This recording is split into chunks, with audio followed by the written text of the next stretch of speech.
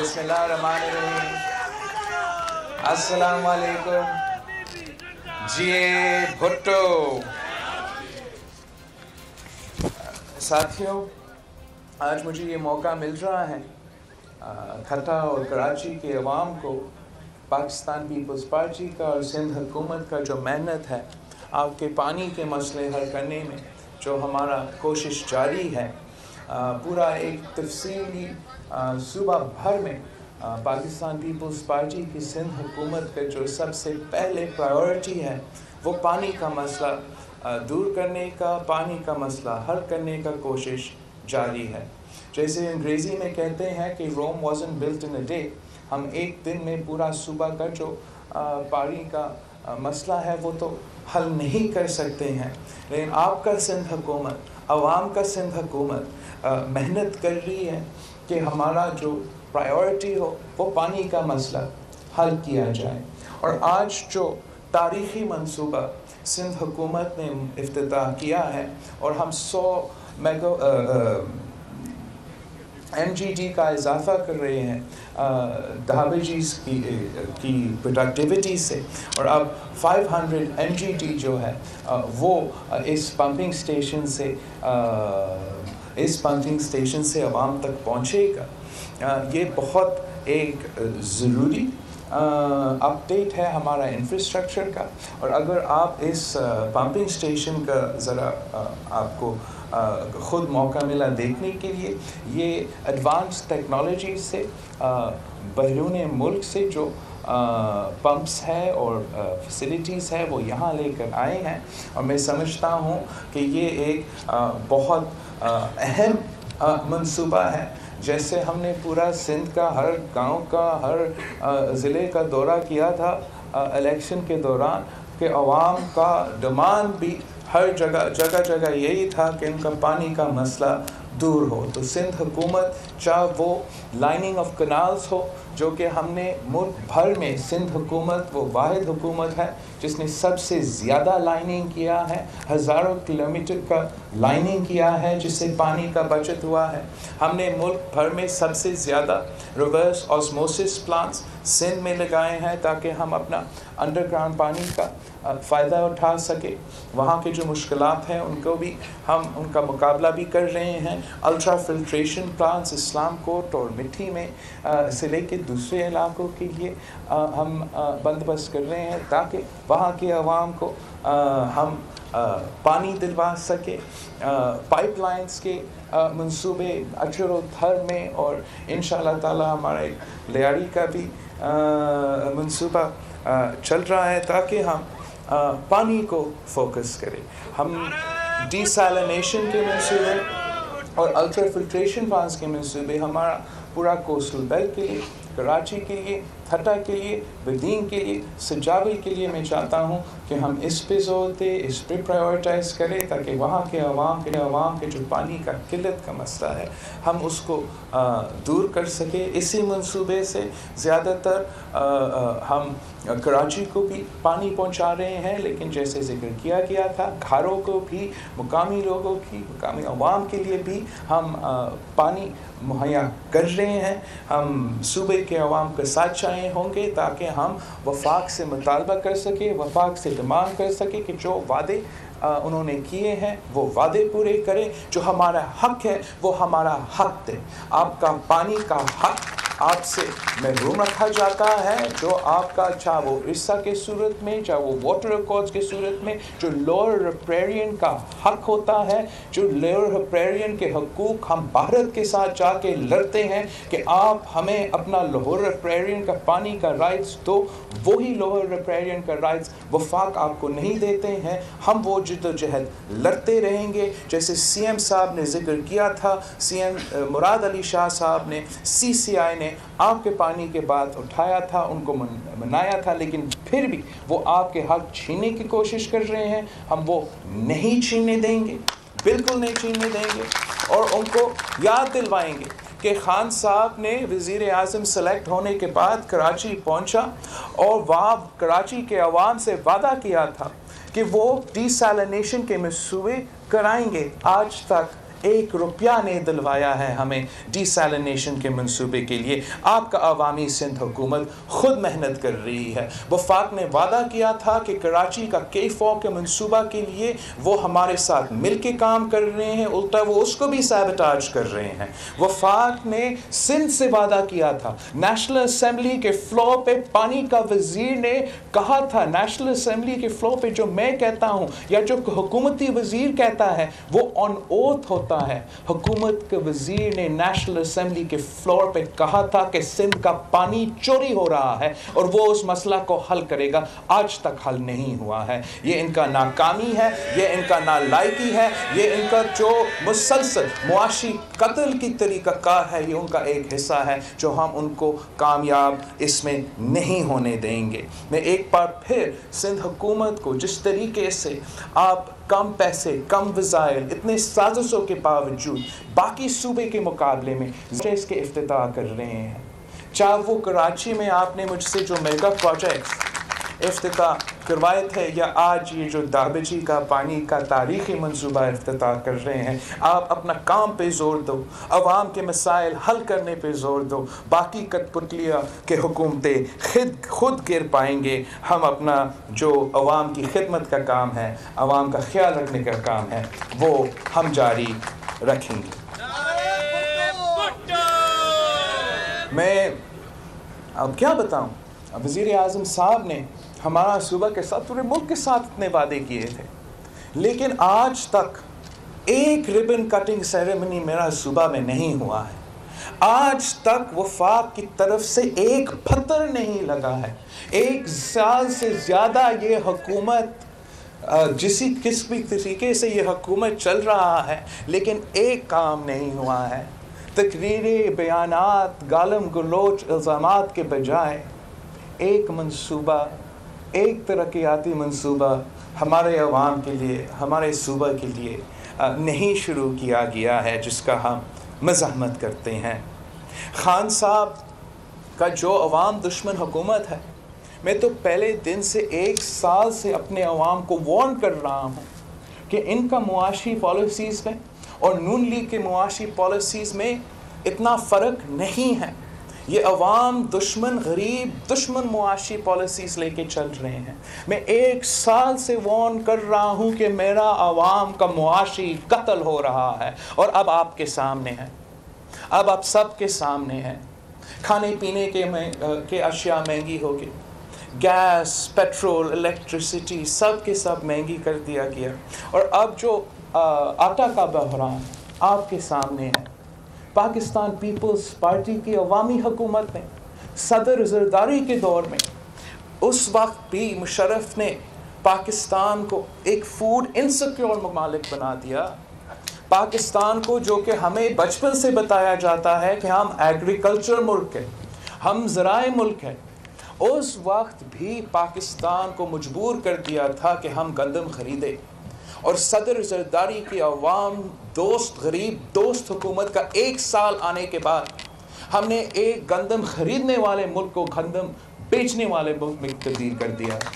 और जब हमारे मुल्क के सेलेक्टर्स ने इमरान का हुकूमत लेकर आया है, जो मुशर्रफ 2.0 का हुकूमत है, तो वही मुआशी कत्ल हो रहा है, वही आटा को बहरान फिर से पैदा हो गया है, वही कतारे जो आटा के लिए इस मुल्क में मुशर्रफ के दौर में शुरू हुए थे, वो फिर से शुरू हो रहे हैं। इस मुल्क के अवाम ये मुआशी कत्ल अब बर्दाश्त नहीं कर सकते।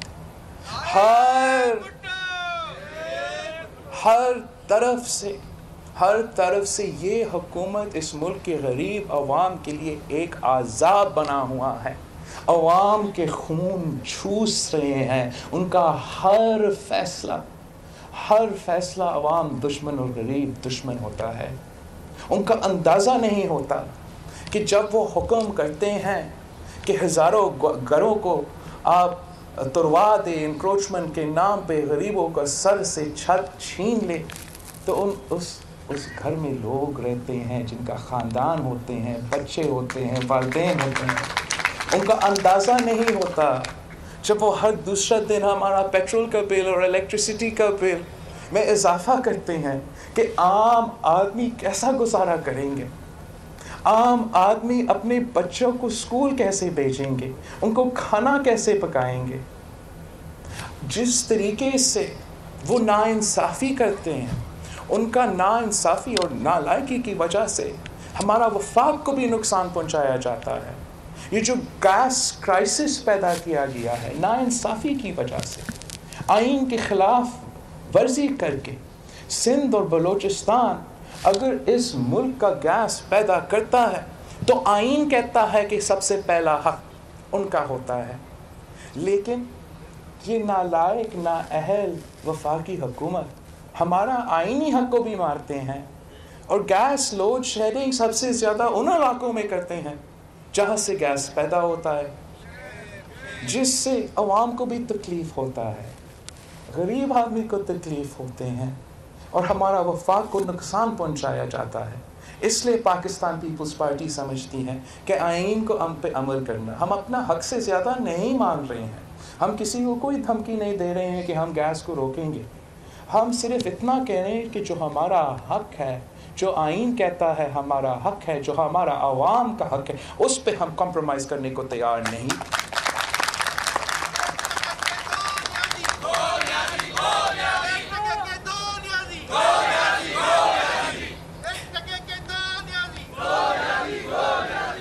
اس عوام دشمن حکومت کو عوام کو حق دلوانا پڑے گا، ماننا پڑے گا کہ طاقت کا سرچشمہ عوام ہے، ورنہ گھر جانا پڑے گا۔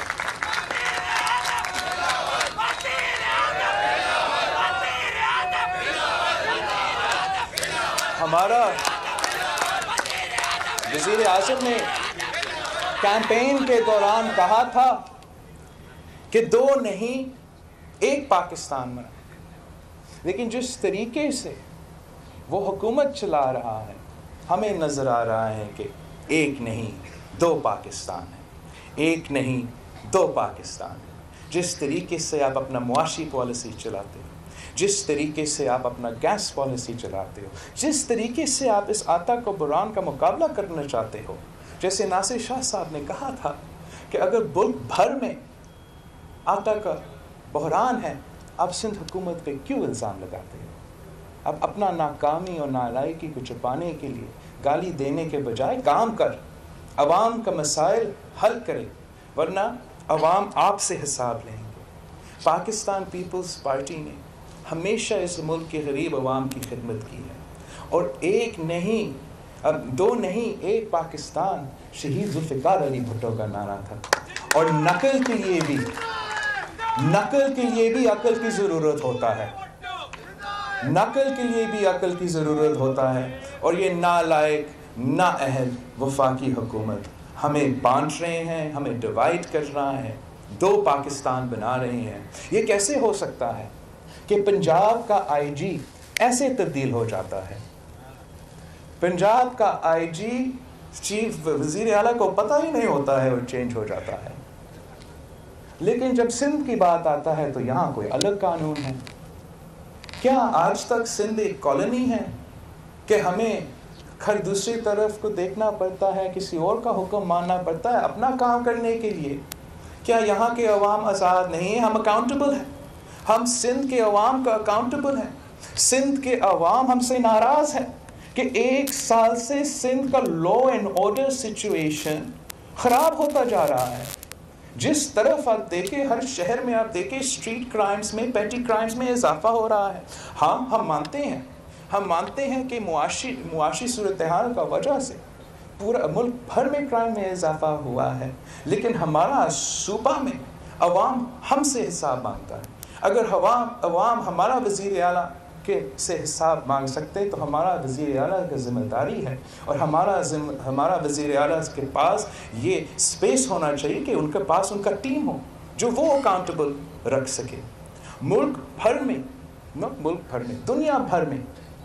دنیا بھر میں آپ اپنا پولیس کو سپورٹ کرتے ہو، آپ ان کو صحیح تنخواہ دیتے ہو تاکہ وہ آپ کا پولیسنگ صحیح کر سکے، آپ کمیونٹی سے ہی پولیس اٹھاتے ہو تاکہ وہ ان کمیونٹی کو انڈرسٹینڈ بھی کر سکیں اور وہاں کام بھی کر سکیں، لیکن اکاؤنٹیبلٹی ضروری ہوتا ہے۔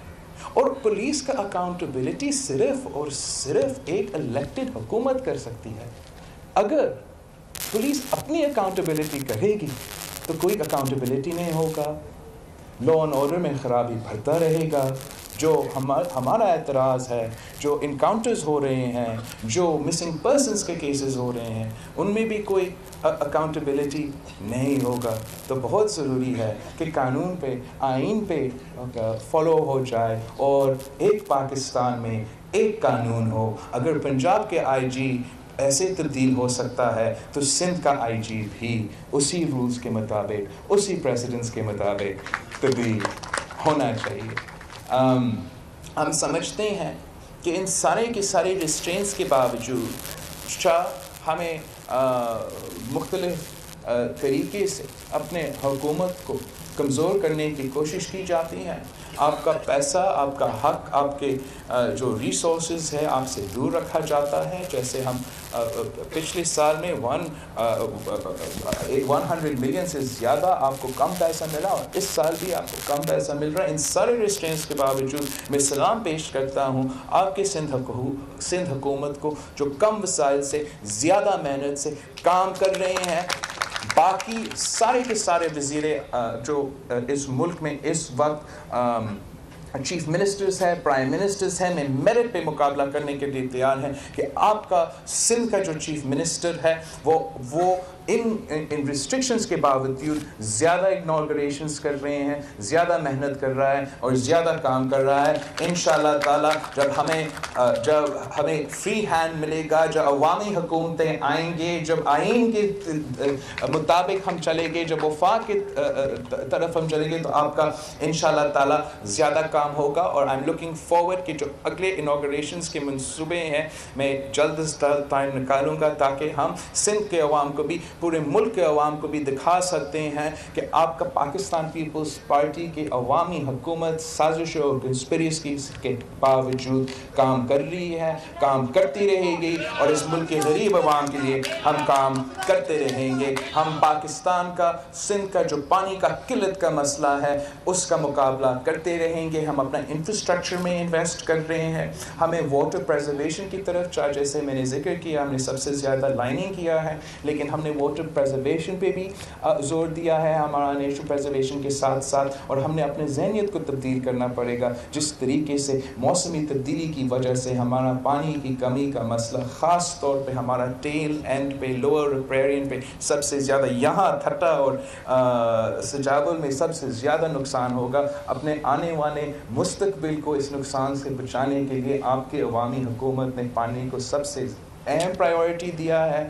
ہم جانتے ہیں کہ یہ ایک بہت لمبا جدوجہد ہوگا. ایک دن میں ہم یہ جو پانی کا قلت ہے, جو پانی کے مسئلے ہیں, ہم حل نہیں کر سکتے ہیں, لیکن ہم اس پہ مسلسل کام کرتے رہیں گے. انشاءاللہ تعالیٰ عوام کے لیے بہتری لاتے رہیں گے. ایک بار پھر دابے جی کا 100 جو ایم جی ڈی کا اضافہ ہوا ہے, ان کا یہ جو پورا کا پورا ٹیم ہے, اور وفاقی وزیر ہیں, اور یہاں کے جو بیوروکریٹس ہیں جنہوں نے دن رات اس میں محنت کیا ہے, اسی پرائز پہ صوبائی وزیر اوبیسلی دن رات محنت کیا ہے, اسی پرائس رینج میں اور آپ کے ٹائم سکیل کے مطابق آپ نے اس کو مکمل کیا ہے.